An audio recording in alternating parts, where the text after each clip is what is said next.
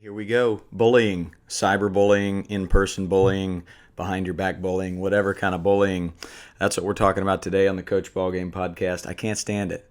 I really, it gets me angry quicker than most things, and so I have to talk about it. I've run into it a few times this week at my summer camp, and I feel like we as coaches are the only people that some kids are going to listen to.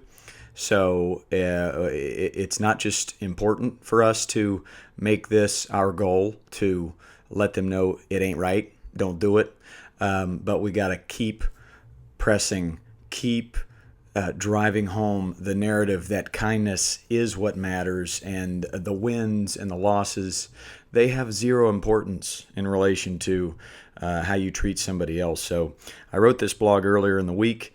Here we go. I noticed a kid sobbing today. He had been the victim of bullying, not from a kid at our camp, but from their Little League team. Kids can be mean, so we stopped camp. We gathered together. We talked it through. Did we miss out on some batting practice? Yes, we did. But in that moment, there was something way more important to cover. So we went out deep into center field, and we sat down in the shade, and we had a little talk. We as coaches are quite possibly the only thing standing in the way of a young person and their bad choices. Most kids don't listen to their parents. I know that from experience, but they will listen to us. In our meeting, I simply repeated the words of Jim Abbott. Other people's opinion of you isn't important. So that's obviously speaking to the victim of the one being bullied. When a bully says something mean and hurtful, that stems from a lack of self-confidence. Where there's no empathy, there's no maturity. I felt the players were old enough to understand that, and they were.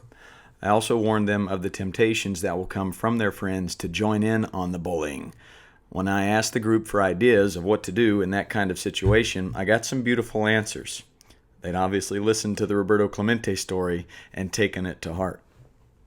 Kids need to know that their coach cares about their choices, and they need to be told by their coaches that they look up to, that kindness is cool, that it's a cool choice. All the kids these days, they're looking for what's cool, and a lot of times they see that online with cyberbullying or mean comments or bashing. So many mean comments. I'll post a video of a kid throwing a pitch, and there's thousands of comments from teenagers that are bashing that person for throwing it slow or throwing it outside. Makes me sick to my stomach, makes me nauseous. It isn't cool. If you're watching this and you've done that before, don't do it anymore. Change your ways, because it's not cool.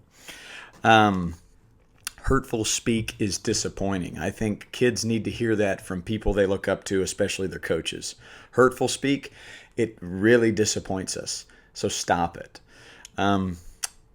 We have a zero tolerance policy on hurtful behavior at our camps and at Sandlots. All my staff and I were very sensitive to it. As soon as we hear it, there's the consequences that come from it. It's the lens my mentors taught me to look through. Dan Spring, Sean Flicky, all of my coaches growing up. You just have to build this sensitivity towards anything negative or mean-spirited, and you got to do something about it. You've got to console the one who's being hurt, and you've got to make sure that you find that place that is connected to the person doing the bullying. You've got to get to their wavelength. It might be sitting down, it might be standing up, it might be nurturing, it might be, hey, what's going on at home? But you've got to get in that pocket with them, and then figure out how to get them out of that place, because there's a reason for it. There's a reason for that lack of self-confidence and that feeling that you've got to drag somebody down into your sad hole by hurtful speak. So get to the bottom of that. Way more important than a little extra batting practice or trying to win a game. So we have zero tolerance for that at our camps. Along with safety, it's our number one priority. I usually preach to parents and coaches in this podcast, definitely preaching to you right now. Make that your number one priority on your travel ball team, Little League team. the mental health of your kids is number one priority, along with their physical safety. Make sure they're making good choices and they're being kind to other people. Become way more sensitive to that than your win and loss record. And even the skill development. That comes down the line a little later.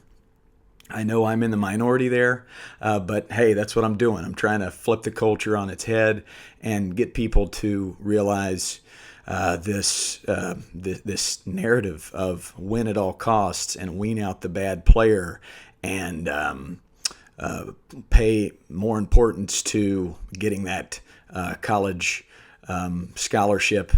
Come on. What are we doing here? How about you pay attention to what's being said in the dugout and the comments that these kids are throwing out there on TikTok?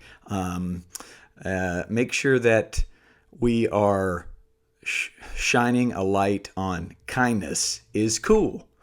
And get revved up and get mad when there's hurtful speak. I'm not writing this to toot my own horn. I'm here to encourage all of my coaches out there to prioritize character over wins. Become sensitive to the hurtful behavior. Don't let anything slide. Take the heart, or teach the heart before the skills. Teach the heart before the skills. And don't let anything slide. That is something that's very, very important. Anytime you see somebody going off on a teammate about a bad throw or making a mistake, boom. Pause camp, have a discussion, talk about it. Sometimes I get a little antsy and I want the scrimmage or the skills to be moving quickly, but I can't bypass that. I've got to push pause, take a deep breath, and go to what's important. Work extremely hard to build a culture of good people. That's what we're doing as coaches, building a culture. Most of it's negative. Let's turn it into positive culture. Because prioritizing wins in youth sports weans out the non-elite player and creates the culture we see today across the globe. Mean, negative, anxious, sad, yelling, arguing, complaining, selfishness, and bullying. Bullying. We are the answer, coaches. It's up to us. So I think by now everybody understands where bullying comes from, and especially online. The folks that throw out negative comments or type headlines of negativity or bashing somebody just to get attention. I think we're all privy to, that's why the culture we live in, we want that attention, we want that click, so we do that. And I think the answer is coaches teaching 6, 7, 8, 9, 10-year-olds that that's not cool, and that kindness is cool.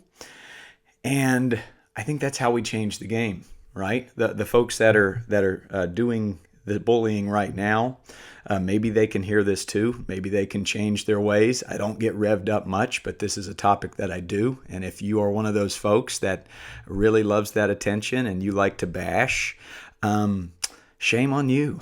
And just stop. Just stop it, okay? It's not cool. I think that's it. Or the answer. Coaches, bye-bye.